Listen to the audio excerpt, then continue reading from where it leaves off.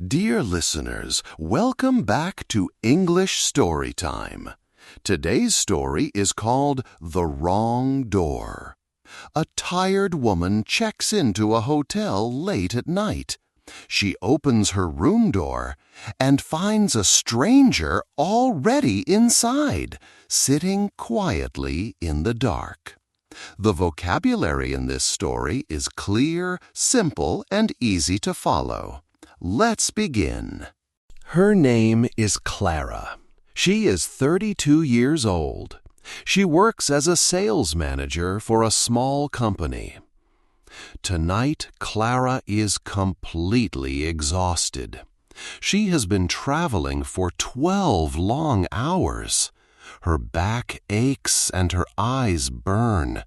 All she wants is a bed and silence. The city outside is dark and unfamiliar. Rain falls softly against the taxi windows. Clara looks out and sees nothing she recognizes. The taxi stops in front of a hotel. The building is tall and very old. Its lights are dim and the color of weak honey. Clara steps out into the cold night air. It hits her face like a quiet warning. She pulls her coat tight around her body. She walks through the hotel's heavy front doors. The lobby smells like old wood and something dusty. A single lamp lights the front desk. A young man sits behind the counter. He looks up and gives a small, polite smile. "Welcome," he says quietly. "Checking in?" Clara places her credit card on the counter. "I have a reservation," she says. "Room 214, the young man replies. He slides a key card across the counter. The card is old and slightly bent at one corner. Clara looks at it for a moment, then takes it. The elevator doors open slowly. Inside, the air is stale and heavy. Clara presses the button for the second floor. The elevator groans as it moves upward. Clara closes her eyes for just a moment. The sound of the rain disappears behind her. The doors open with a soft, tired ding. Clara walks down a long, narrow hallway. The carpet is dark red and worn thin in the middle. She counts the door numbers quietly to herself. 208, 210, 212, 214. She stops in front of her room. The hallway is completely silent. Not even the muffled sound of a television. Clara slides the key card into the slot. The little light on the door turns green. She hears a soft, satisfying click. She pushes the door open, slowly. The room is dark, very dark. Clara reaches for the light switch on the wall, but then she stops. There is a shape in the corner of the room. Someone is sitting in the chair by the window, perfectly still. Clara's hand freezes against the wall. Her heart pounds once, hard, inside her chest. Someone is in her room. Clara does not move. She stands in the open doorway. Her breath comes fast and shallow. The shape in the chair does not move either. The person just sits there, completely still. The room is dark and cold and quiet. Light from the hallway falls in a long stripe across the floor. Clara can see the outline of a person, a man, sitting, watching. "Hello?" Clara says. Her voice is barely a whisper. The word sounds very small in the heavy darkness. The man does not answer. He does not move.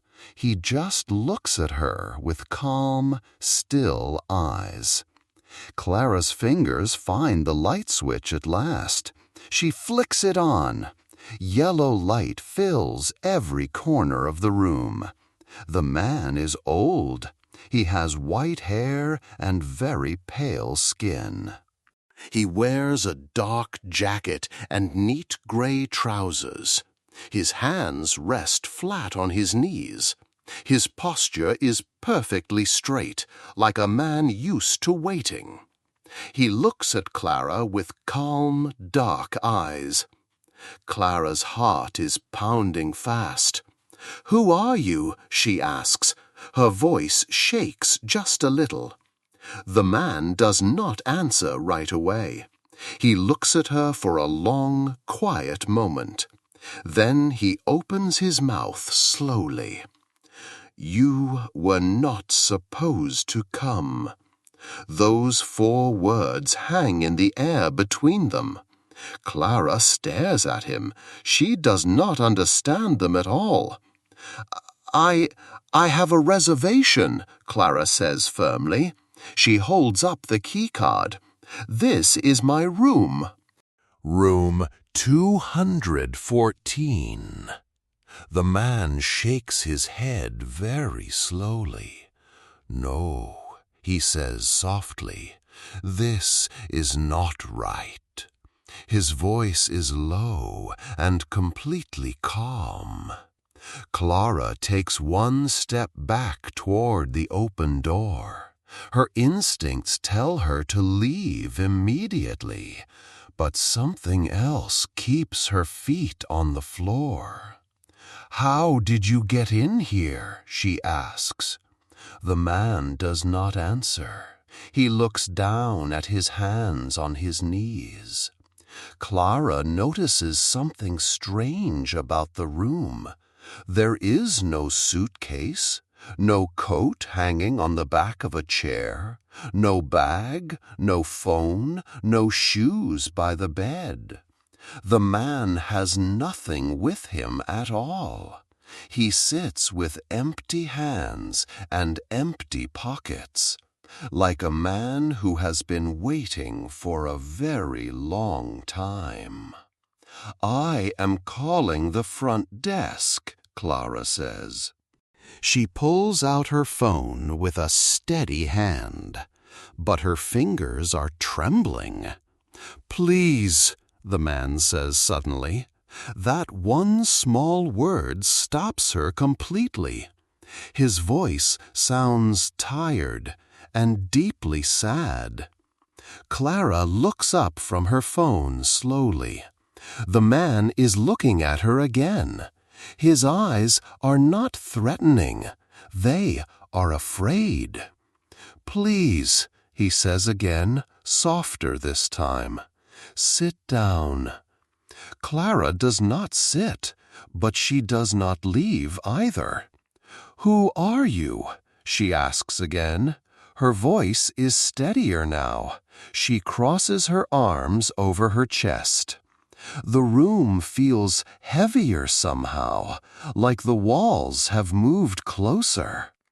The air smells like dust and something faintly sweet. "My name is Edmund," he says at last. "I have been coming to this room for 6 years." Clara blinks slowly. 6 years? "This is my room," Edmund says simply. "My real room, my true room." Clara feels a cold wave of unease move through her. She looks around the room more carefully now. There are small, quiet things on the nightstand: a worn book, a white cup, a small photograph in a plain frame. The photograph shows an old couple together, a man and a woman, smiling at the camera. Clara picks it up without thinking. The woman in the photograph is beautiful. She has dark, warm eyes and silver hair. She looks kind and completely at peace. "Is this you?" Clara asks. She points gently to the man in the photograph. Edmund nods once, slowly. "And the woman?" Clara asks, more softly this time. Edmund's face changes. Something old and sad moves through his eyes like a shadow. "That is my wife," he says. He pauses. One breath. Two. She was supposed to come tonight. Clara feels a cold chill move from her neck to her feet. "Supposed to come?" Clara repeats carefully. Edmund nods, but she did not. Clara sets the photograph down carefully on the nightstand. Her mind is working fast now. Something is very wrong here, and very real. "I need to understand," Clara says steadily. "Why are you here tonight?" Edmund takes a slow, careful breath. "My wife and I stayed in this hotel," he begins, "every year on this same night in November." He looks toward the dark window. "It was our tradition," he continues quietly, 22 years, always room 214. Clara listens carefully. She does not interrupt. "But this year," Edmund says, and his voice drops very low. He stops. He breathes. "She is gone." The room feels very heavy with those two words. Clara does not speak for a moment. The silence between them is full of grief. "I am so sorry," Clara says, and she means it completely. Her earlier fear begins to soften into something warmer. But then she thinks clearly again. This is still her room for tonight. She has a reservation. She is exhausted. She needs to sleep. "Mr. Edmund," she says gently but firmly, "I understand. I truly do. But I need this room tonight." Edmund looks at her with steady, calm eyes. "I know," he says, "and I am not asking you to leave." Clara frowns. "Then what are you asking?" Edmund is quiet for another long moment. His hands press flat against his knees. "I just need 1 hour," he says. "Let me sit here, just 1 hour. Then I will go. I promise you." Clara feels completely torn inside. Part of her wants to call the front desk immediately. Part of her feels a deep and unexpected compassion. She looks at this old, quiet man. He looks harmless. He looks heartbroken. He looks like someone who has nowhere else to go tonight. Clara walks slowly to the window. She looks out at the dark, wet city below. Rain still falls in thin silver lines against the glass. She thinks about loneliness. She thinks about grief. She thinks about her own mother, old and alone, far away. And then she makes her decision. She turns to face Edmund. 1 hour, she says, simply but firmly. Edmund nods very slowly. "Thank you." He closes his eyes. He does not say anything more. Clara sits on the edge of the bed. She does not try to sleep. She just watches and waits in the quiet. The clock on the nightstand ticks slowly and steadily. Minutes pass like heavy drops of rain. The room is very, very still. After 20 quiet minutes, Clara speaks. "What was her name?" she asks softly. Edmund opens his eyes. "Rose," he says. Just that one word, just her name. But his face fills with so much feeling that Clara has to look away. Clara nods. She does not ask more. Some things do not need more words. They just need someone willing to hear them. Then Edmund does something completely unexpected. He reaches into his jacket pocket with 2 fingers. He pulls out a small white envelope. He holds it out toward Clara. She does not take it right away. She just stares at it. "This is not for me," Edmund says. "This was meant for Rose. But now I think it is for you." Clara takes the envelope slowly. Her name is not written on it. It says only 2 words, Room 214. She turns it over carefully in her hands. She opens it. Inside is a single small piece of paper. The handwriting is old and very elegant. Clara reads the words slowly, once. Then she reads them again. "My dear Rose, every year this room holds us. Thank you for always coming back. You make every ordinary night feel like home. Edmund." Clara's throat tightens. She folds the letter carefully and holds it. The room is completely still. She looks up at Edmund. He is watching her with gentle eyes. His posture is still straight, but something in him looks lighter now. "She loved this room, didn't she?" Clara says quietly. Edmund smiles. It is the first time he has smiled all evening. "She loved everything slowly," he says. "The smell of old hotels, the sound of rain.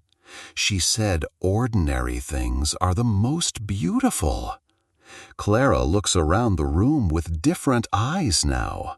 The dim light, the worn carpet, the ticking clock, all of it feels warmer somehow.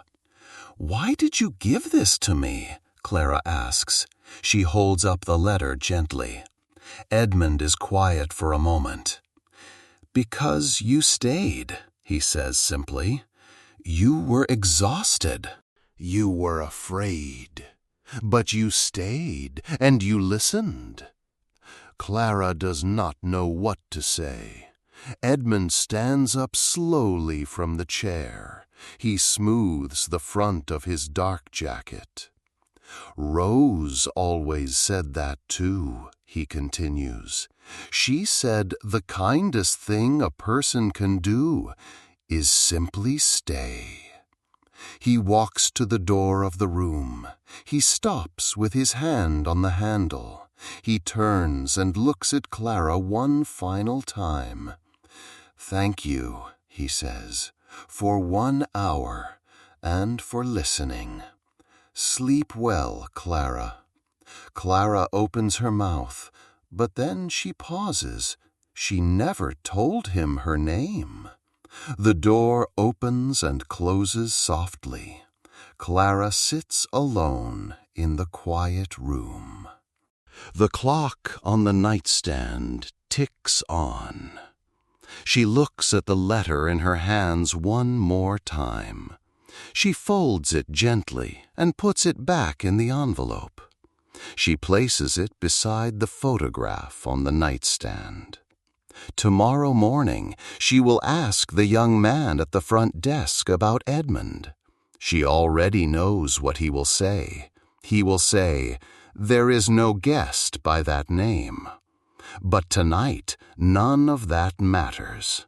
Tonight, Clara lies down in the quiet old room. She closes her eyes and listens to the rain. The city outside is still. The clock ticks softly, and for the first time in a long time, Clara does not feel alone. Some doors open because we need what is behind them, not always a room. Sometimes just a reason to stay. Before you go, let's review the most important words from today's story. The first word is exhausted.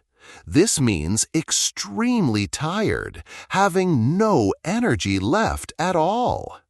In our story, Clara is completely exhausted after 12 hours of traveling. The second word is reservation. This means a booking you make in advance for a room, a table, or a seat. In our story, Clara says, "I have a reservation," when she checks in at the hotel. The third word is instinct. This means a natural feeling inside you that tells you what to do without thinking. In our story, Clara's instincts tell her to leave the room immediately when she sees the stranger. The fourth word is posture. This means the way a person holds their body when sitting or standing. In our story, Edmund's posture is perfectly straight, like a man who is very calm and controlled. The fifth word is grief. This means the deep sadness you feel after losing someone you love. In our story, the silence between Clara and Edmund is full of grief after he says his wife is gone. The sixth word is tradition. This means something you do regularly, year after year, because it is meaningful. In our story, Edmund explains that staying in room 214 was his and Rose's tradition every year for 22 years. The seventh word is compassion. This means the feeling of caring about someone else's pain and wanting to help. In our story, Clara feels deep compassion for Edmund after she understands why he is there. The eighth word is trembling. This means shaking slightly, often because of fear, cold, or strong emotion. In our story, Clara's hands are trembling when she tries to call the front desk. The ninth word is elegant. This means graceful, refined, and beautiful in a quiet way. In our story, the handwriting on the note inside the envelope is old and very elegant. The 10th word is ordinary. This means normal, everyday, not special or unusual. In our story, Edmund says Rose believed ordinary things are the most beautiful things in the world. Now, let's look at some phrases that real people use every day.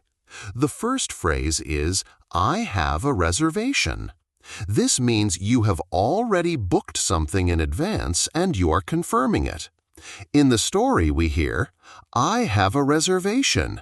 Clara says this clearly when she checks in. In real life, you use this phrase at hotel check-ins, restaurants, or doctor's offices. It is polite and direct. The second phrase is, "I understand. I truly do." This means I really mean it. You add truly to make your words sound more sincere and honest. In the story we hear, "I understand. I truly do." Clara says this to show Edmund she is not just being polite. In real life, you say this when you want someone to feel heard and believed. The third phrase is, You were not supposed to come. This means someone arrived at the wrong time, the wrong place, or in an unexpected way. In the story, these are the first 4 words Edmund says when Clara opens the door. In real life, this phrase can express surprise, confusion, or sometimes something much deeper. The 4th phrase is just 1 hour. This means asking for a very small, specific amount of time to make a request sound easier to accept. In the story, we hear, "I just need 1 hour. Let me sit here." Just 1 hour. The 5th phrase is simply stay. This means to remain present with someone without needing to fix anything or say anything. In the story, Edmund tells Clara, "The kindest thing a person can do is simply stay." In real life, this is one of the most powerful things you can offer another person, your presence. Thank you so much for listening today, dear friend. You traveled through a dark hallway, met a quiet stranger, and sat with Clara in room 214. You practiced your English, and maybe you felt something along the way, too. If this story stayed with you, please like, subscribe, and share it with someone learning English. Until next time, keep listening, keep learning, and remember, sometimes the wrong door opens exactly the right thing. See you soon.